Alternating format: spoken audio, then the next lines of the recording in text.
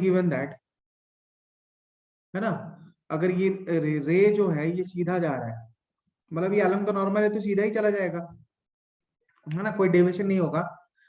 Second face में जब आ रहा है, जब सेकेंड फेस में आ रहा है तो यहाँ पे डेविएशन होगा। तो सेकेंड फेस में पहले angle of incidence find out कर सकते हैं ना। अब ये आइसोसेलेस प्रिज्म में तो ये 120 डिग्रीज है, तो ये ऊपर का एंगल 30 होगा, नीचे का एंगल 30 होगा। तब ये जो इंसिडेंट रे है जो सीधा जा रहा है definitely,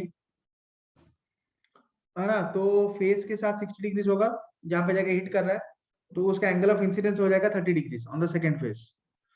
angle of incidence 30 degrees, तो हम एंगल ऑफ रिफ्रैक्शन निकाल सकते हैं आर, एंगल ऑफ रिफ्रैक्शन निकाल सकते हैं आर, ठीक है ना। Is it clear? तो जब एंगल ऑफ रिफ्रैक्शन निकालेंगे R, I can say that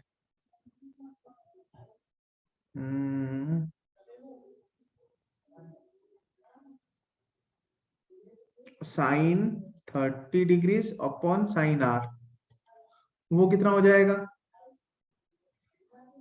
वो कितना हो जाएगा, sine 30 degrees upon sine R, that is equal to 1/√2, imply sine R कितना होगा, √2 साइन 30 डिग्रीज।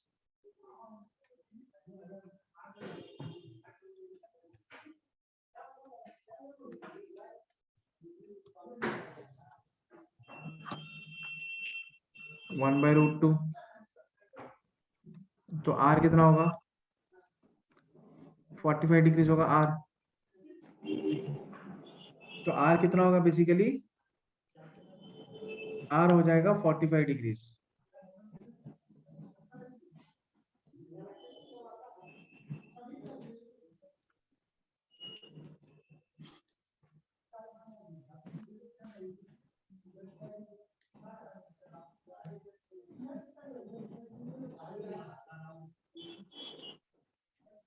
आर हो जाएगा 48 डिग्रीज ना बच्चों। तो वैसे ही मिरर इमेज यहाँ पे लेना है, नीचे भी लेना है, सेम मिरर इमेज हमको नीचे भी लेना है। Basically we have to take the same mirror image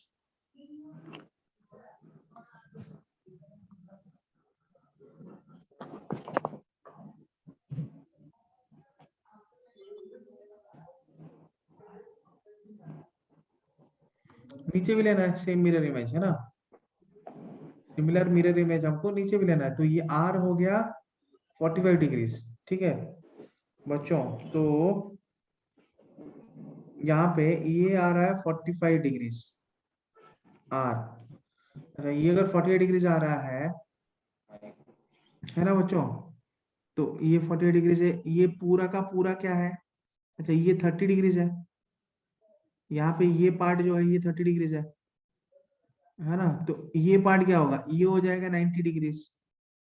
are 45 है, तो ये एंगल कितना हो जाएगा, ये हो जाएगा 15 डिग्रीज, है ना। तो ये 15 डिग्रीज है, ये 120 डिग्रीज है, तो ये ऊपर का पार्ट कितना होगा, 60 डिग्रीज होगा। ये 60 डिग्रीज होगा, तो ये कितना होगा, ये हो जाएगा 120 डिग्रीज। हाँ, ये 120 डिग्रीज हो जाएगा, 120 15 135, तो ये कितना हो जाएगा 45 डिग्रीज। तो नीचे जो रिफ्रैक्शन हो रहा है उसमें भी तो आइडेंटिकल केस होगा ना, नीचे जो रिफ्रैक्शन हो रहा है तो उसमें भी तो आइडेंटिकल केस हो रहा है ना, ऐसे, है ना, नीचे वाले रिफ्रैक्शन में सेम आइडेंटिकल केस आ रहा है यहाँ पे। तो नीचे वाला एंगल भी ये लाइन के साथ ये कितना एंगल बनाएगा, ये भी 45 डिग्रीज बनाएगा। तो दोनों इमरजेंट रे के बीच में मान लो ये E1 है और ये E2 है, angle between emergent ray E1 and E2 कितना होगा, 90 डिग्रीज, है ना, यस। सो एंगल बिटवीन, है ना, emergent ray, angle between emergent ray E1 and E2 is equal to 90 degrees.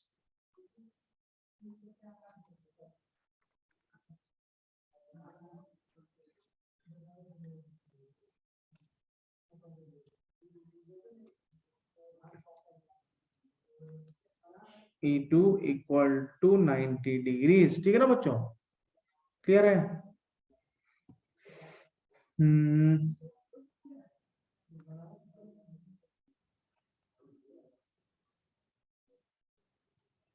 तो चलो अब ये क्वेश्चन बनाओ।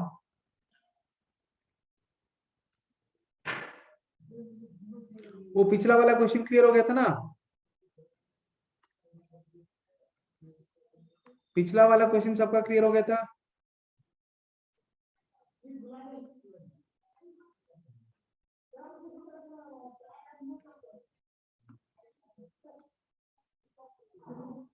ये सबका क्लियर हो गया था बच्चों पिछला वाला क्वेश्चन?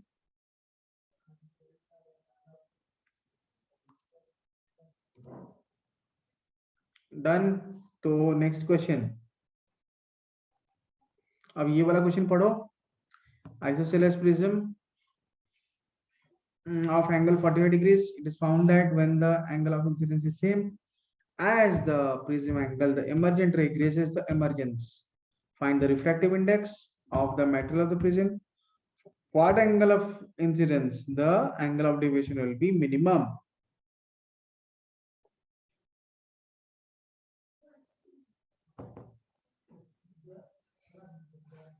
पहले वाले क्वेश्चन का पूछ रहे हो क्या बेटा?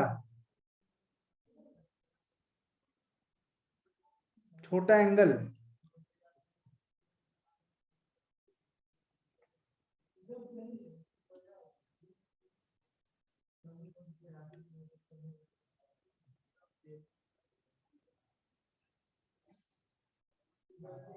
यहाँ तो लिखा है दोनों 45 डिग्रीज, ये 45 है और ये भी 45 है।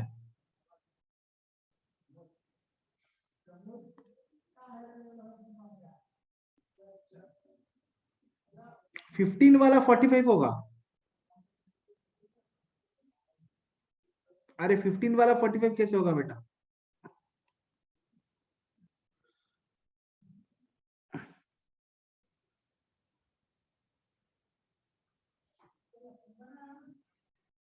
ये नॉर्मल है बेटा, तो वो 90 थोड़ी ना है बेटा।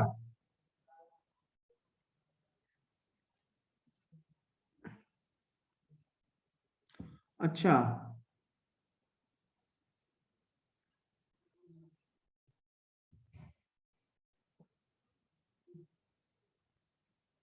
हाँ तो फिर तो आंसर चेंज हो जाएगा बेटा। आंसर फिर तो चेंज हो जाएगा। ये आर 45 डिग्रीज है, ये 90 है। अच्छा, तो ये छोटा वाला एंगल जो है ये 45 है, तो ये छोटा वाला एंगल कितना होगा? 45 होगा, है ना? तो ये छोटा वाला एंगल 45 डिग्रीज है।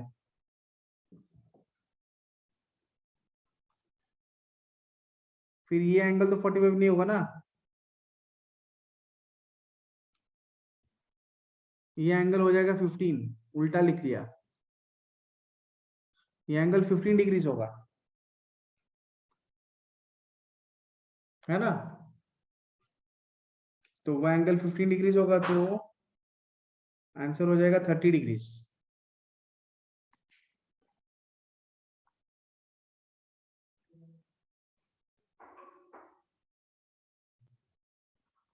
यस यस, आंसर हो जाएगा 30 डिग्रीज। अभी समझ में आ गया? तो प्रॉपरली नहीं समझ के यस सर बोल रहे हो तुम लोग, है ना?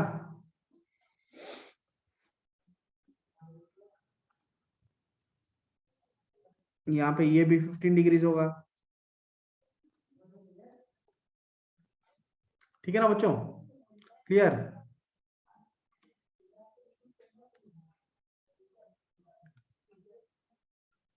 हाँ, अब ये क्वेश्चन बनाओ। In an isosceles prism of angle 45 degrees, it is found that when the angle of incidence is same, isosceles prism of angle 48 degrees, it is found that when the angle of incidence is same as the prism angle, the emergent ray grazes the emergent surface. Find the refractive index of the material of the prism. for what angle of incidence the angle of deviation will be minimum.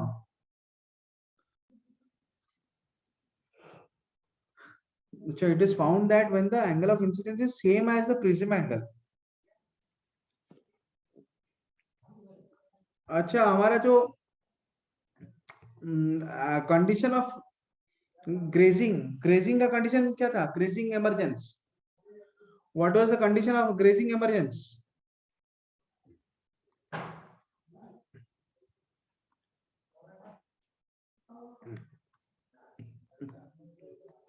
I equal to sine inverse of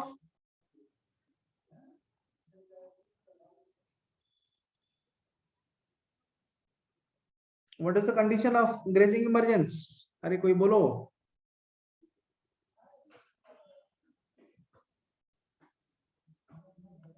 नहीं बोलोगे? Condition of grazing emergence का formula direct लगाओ यहाँ पे.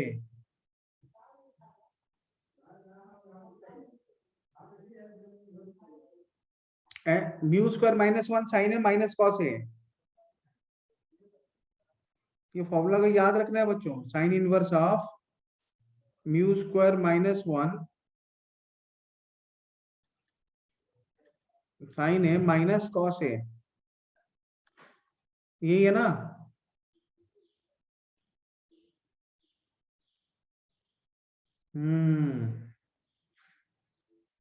तो ये क्या है? This is condition of grazing emergence, जो कि अभी काम में आएगा बच्चों.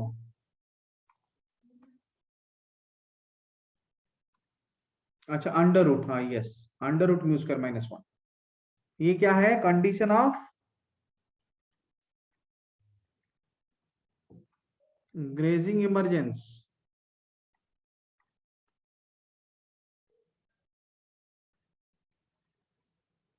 तो फिर I क्या होगा? I is equal to sine inverse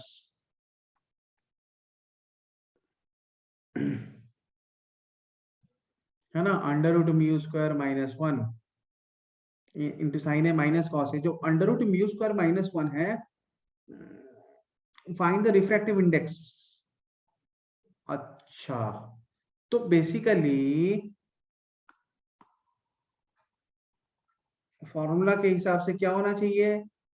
implies sin I is equal to mu square -1 under root sin A minus cos A, है ना? Angle of incidence is same as the angle of prism. Here A is equal to 45 degrees and I is equal to A equal to 45 degrees, implies sin 45 degrees is equal to mu square -1 under root into again sin 45 degrees minus cos 45 degrees. ठीक है ना? ये सब cancel कर लो. implies 1 equal to mu square -1 under root फिर -1 implies under root mu square -1 कितना आ रहा है? 2. implies mu square -1 is equal to 2. implies mu square is equal to 3. implies mu equal to √3. ये आ गया, बढ़िया से आ गया. ठीक है ना? डायरेक्ट फॉर्मूला यूज करो. अगर कुछ स्टैंडर्ड फॉर्मूलाज हम याद रखते हैं तो हमारा काम बड़ा आसान हो जाता है. अच्छा अच्छा अच्छा, अंडर रूट 5 है. सॉरी.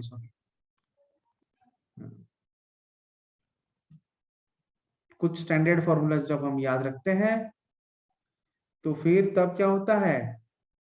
तब हमारा जो काम है वो काफी इजी हो जाता है. होता है कि नहीं? अब इसमें है ना, अगर हम बेसिक्स लगाते तो थोड़ा ज्यादा टाइम लगता, 15-20 सेकंड ज्यादा लगता, या फिर 30 सेकंड ज्यादा लगता. For what angle of incidence angle of deviation is minimum?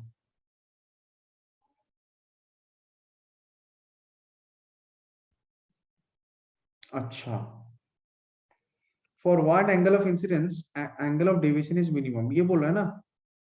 Okay, तो now if I move to for what angle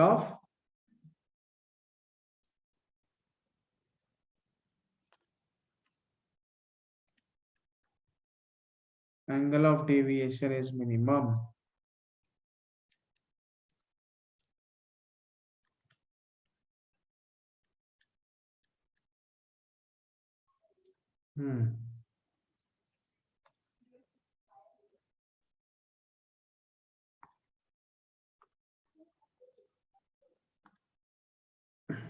ठीक है ना।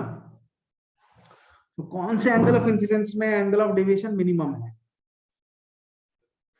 अच्छा देखो, for delta equal to delta minimum, है ना, delta minimum is equal to 2i minus A. पहले delta minimum निकाल लो। Now sine A plus delta minimum by 2 by sine A by 2 is equal to mu, implies sine of, है ना, A plus delta minimum by 2 जो है that is 60 degrees plus delta minimum by 2। अच्छा ये 45 है ना यहाँ पे, सॉरी, तो ये बेसिकली 45 डिग्रीज है।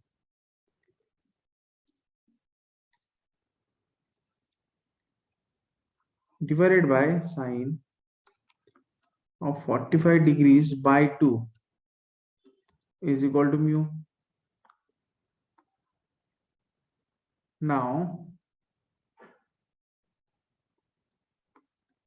implies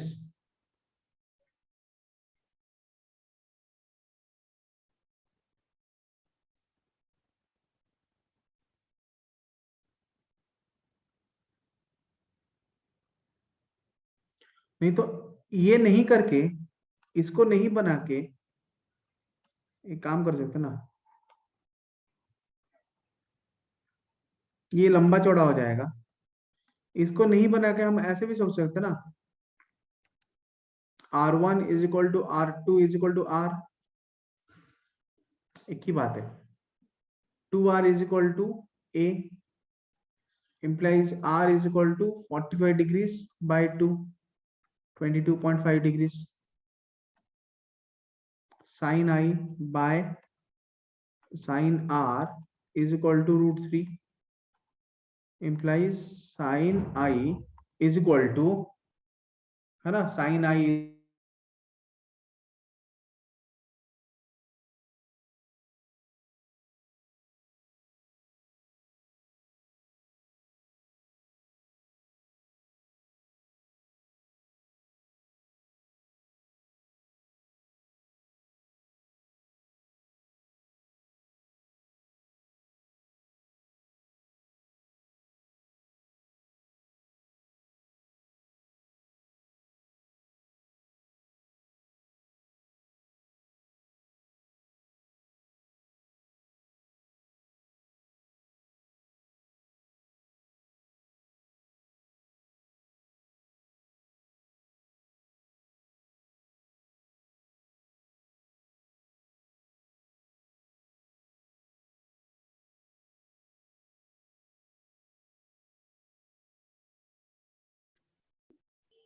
अच्छा साइन 22.5 डिग्री का क्या वैल्यू है याद है किसी को?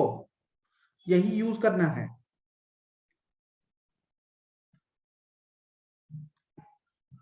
Here you have to use the value of sin 22.5 degrees. किसी को याद है?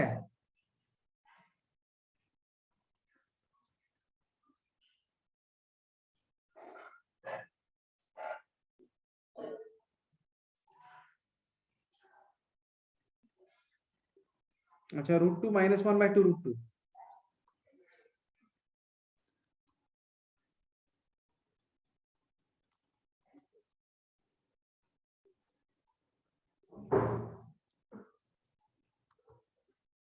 तो ये तो कुछ 2.2 into 1.414 - 1 बाय 2√2।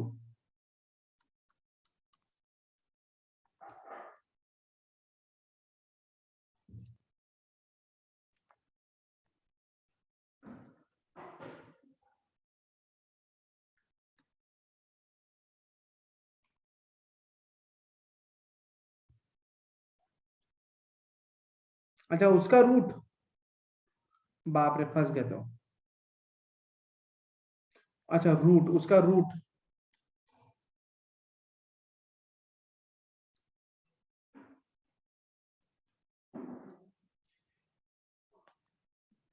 तो फंस गए।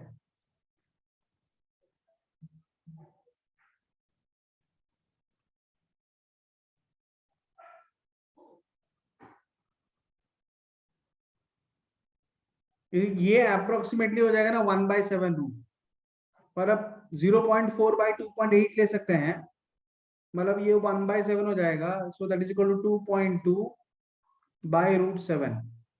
फिर इसका पहले वाले में भी तो यही यूज होता ना बेटा,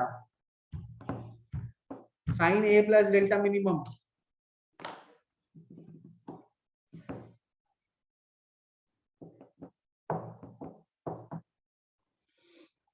बाई 2 आता है वहां पे ना, एक ही बात था।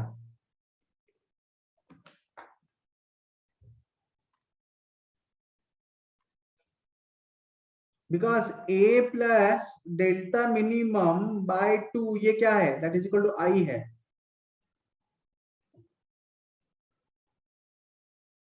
ये इसका वैल्यू आई के बराबर है ना। तो चलो नेक्स्ट क्वेश्चन में चलते हैं।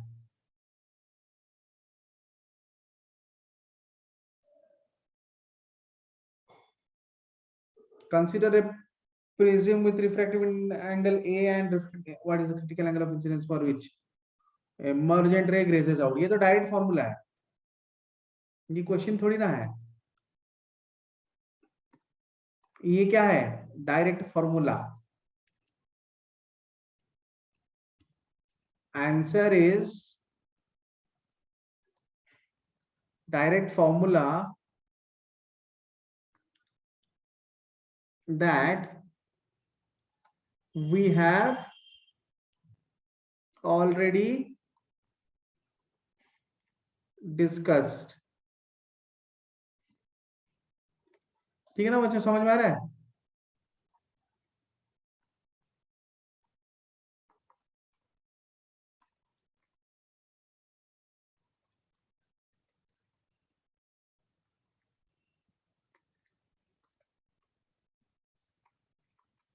Clear, over.